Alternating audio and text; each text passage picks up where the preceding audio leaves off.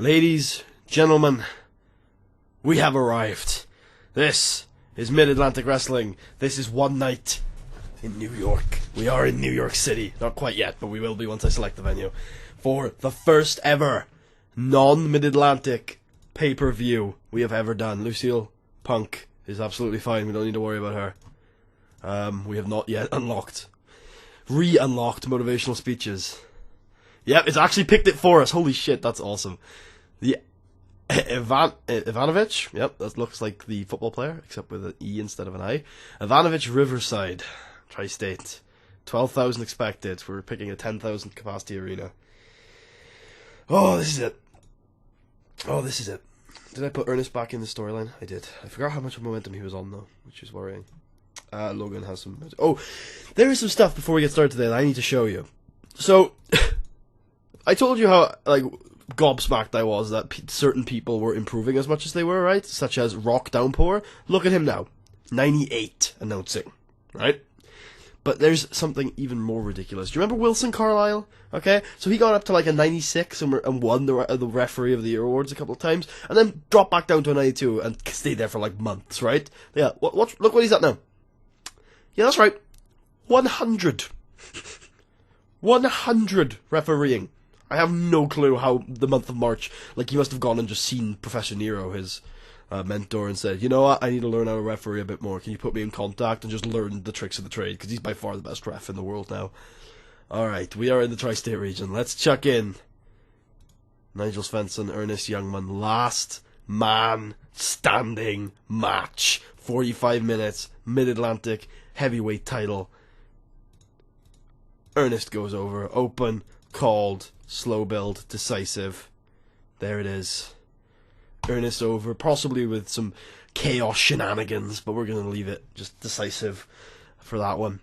And that means that, of course, Nigel Svensson can no longer challenge for the title as long as Ernest is champion. Then we have tag team title match, the Aces of Mayhem, open. Oh no. Team Chaos. You thought you were worried there for a second. Open, decisive. There we go. Then we have another pre-booked match. Kip Keenan, Austin Smooth for the television title. Who's going to win this one? Well, you're a mid-carder and you're an upper mid-carder, so 10 minutes is fine. Austin Smooth. No title changes yet.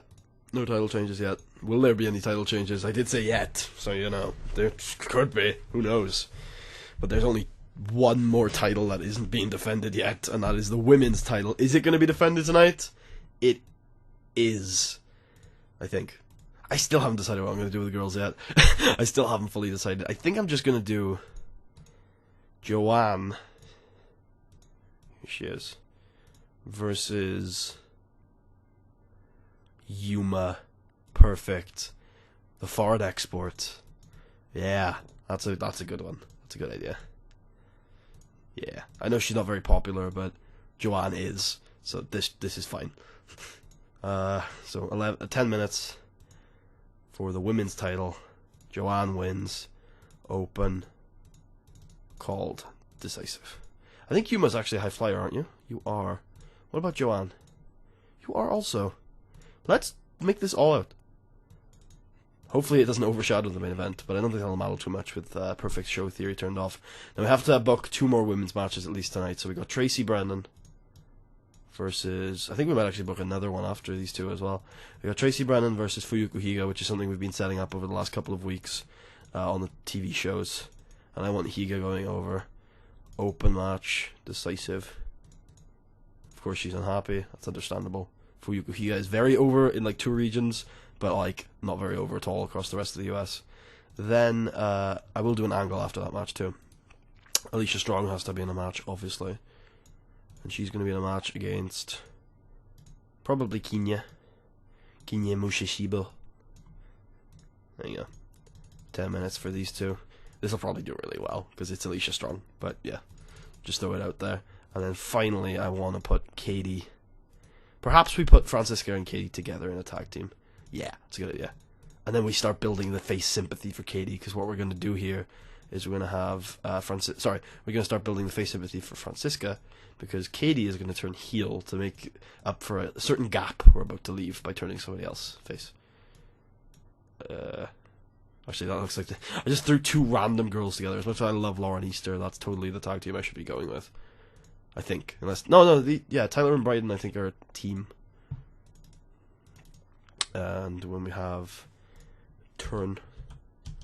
So we have Francisca being turned on by Katie. There you go. Lots of turns in the women's division right now. And then afterwards... Actually, what's the... Holy shit, we're almost at our limit already. Okay, well, Fro has to be on this card. So we're going to do a 6-man. God, this is probably going to take up a while too.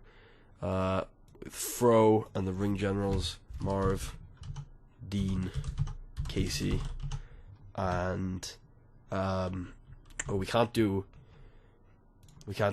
Toxic Smoothies because they're booked. New Wave, perfect. I think we've probably done this exact time. No, we haven't. This is a great tag team match. I should probably save this for a better time, but this works. If we have more time, we might add to this as well. Add time to it, I mean. This could open the show.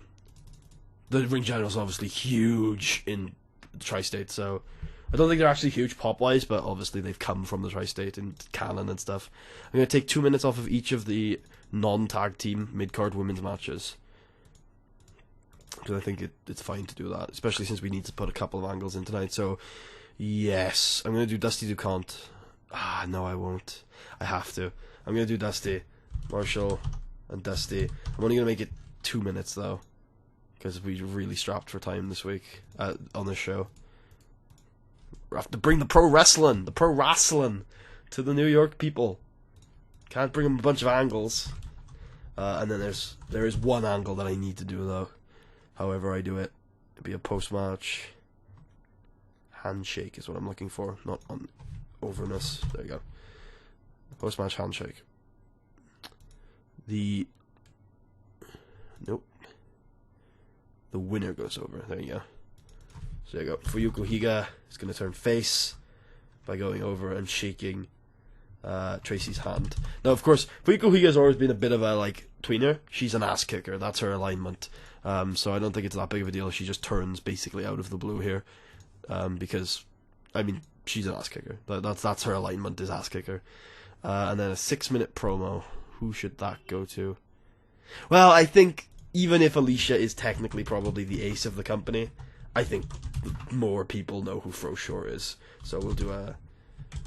No, that's not true. Even though more people know who Alicia is, I think Fro is probably the face of the company. So it's going to be a Fro Shore unscripted promo to start off the show. Boom. One night in New York is booked. I'm ready. Are you guys ready? Let's get it rolling. Yeah, I mean, usually he does fine, but he didn't do very well here. And the match was really good, as you expected. It could have done even better with more time, I expect. Yep. Good stuff. This was really good, as I guess you should expect. Katie turns, complete success. Good. Maybe that'll give her a bit of extra momentum. And then, yep, as I said, Alicia Strong is really freaking good. This match was less good, but you can expect that. Ooh, nobody liked this segment. Good lord. Well, at least the turn was a complete success. And the television title match brought people back into it. I'm actually a little surprised. Oh, by the way, sold out. 10,000 capacity arena in New York. Yeah, the television title match brings people back into it. This did really well. They're getting there. This was only 2 minutes too.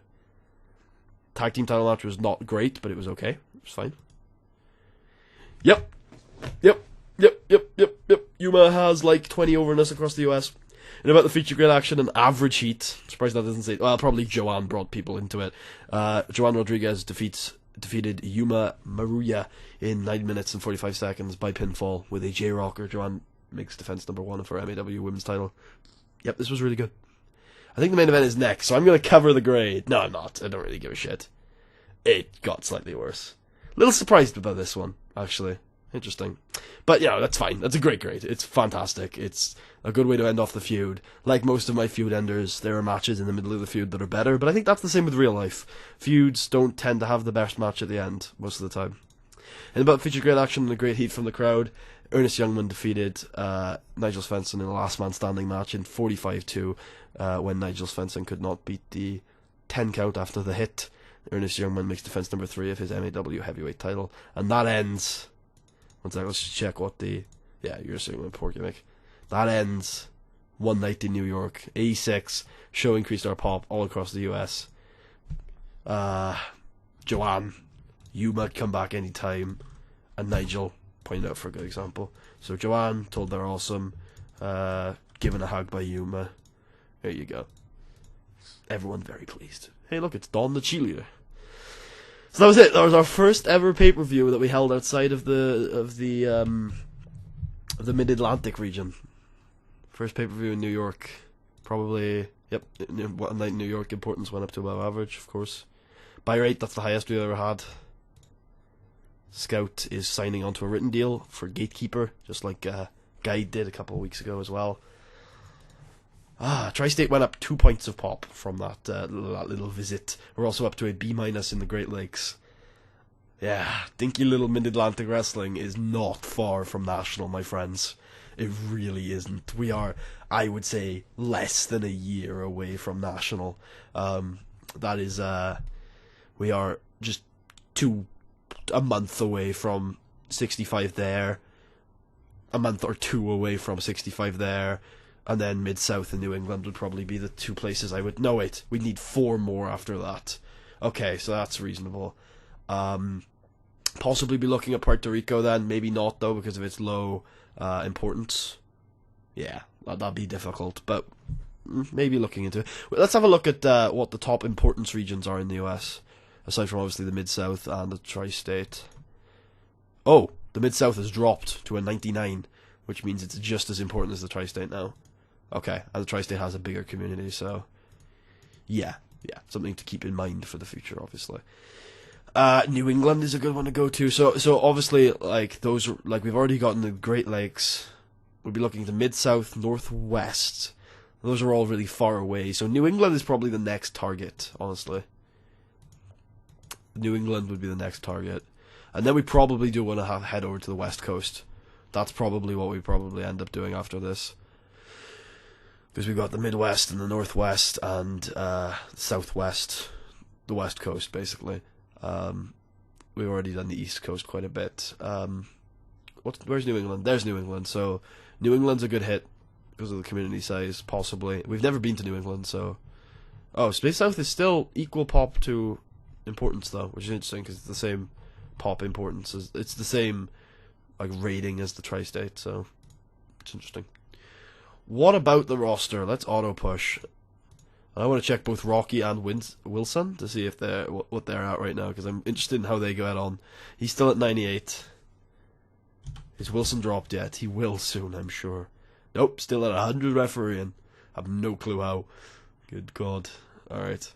So, creative meeting. These are our franchise players. Fro, Ernest, Robbie. How is Ernest doing? He's doing alright.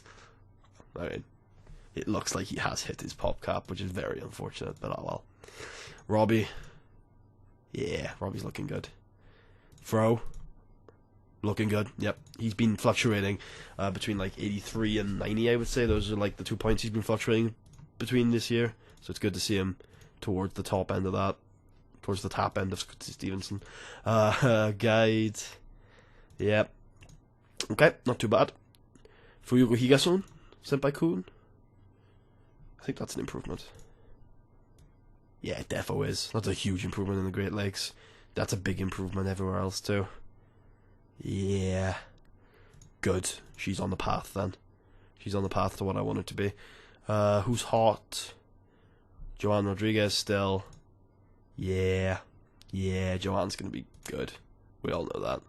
Fro, we've already looked at. Ernest, we've already looked at. Alicia, still just barely clinging on to that A, which is great. Belle has obviously fallen quite a bit from her days at the top, but that's fine. Time decline. Oh wait, we should probably skip forward 2 days. to see what the profits are. We almost broke 10 million in the bank this month. Obviously, we would have dropped below it even if we had broken it because of written deals. But we almost broke it, and it's a very good sign. So let's have a look. See, yeah. Well, we didn't almost break it completely. Yeah, that's probably an overstatement. We're still a while away. But by the end of the year, we'll have 10 million in the bank. I almost assure that. Yeah. Oh, it's brilliant. MAW 2019 is a great year so far for MAW. We're only halfway through. God, I just thought about that. We're only halfway through. There's a ton. We're gonna be good. We're gonna be national soon. It's not gonna take that long, and then we're gonna be moving towards international, and then guys, the series might be close to being over. No, I'm joking. It is probably, unless I hit some serious roadblocks at national or international, it's probably gonna be over within 50 episodes. Because by the way, if we hit global, I think I'm probably gonna end the series. So there's that. But I've never hit global. I've hit global once, so it is going to be a stretch, but, it's possible. So we made a good profit, less than most months, obviously, because we didn't have our big end-of-month show, but we had one in New York, baby. We had a show in New York. We sold out a huge arena in New York City. It's a big deal. It's a huge deal, and now we can change this, and I have utmost confidence now that next year, in June, I will be able to say we will have one night in Montreal. So, yeah, I'll put that in now. I believe we will be able to do one night in Montreal next year. So I'm really looking forward to that one. Possibly one night in Dallas. I'm not sure yet. Maybe we'll even do that towards the end of this year. Maybe instead of the Proving Ground, we'll do one night in Dallas. But I'm not 100% sure on that one yet. Aside from that, guys, I hope you guys enjoyed. If you did, please leave a thumbs up. Check out the rest of the series. Subscribe if you haven't already. And I will see you guys next time for the Sam Keith Classic. The winner of that tournament will go on to face the Tag Team Champs, Team Chaos, at WrestlePalooza 3. Huge, huge, huge match. So I will see you guys then. Peace out.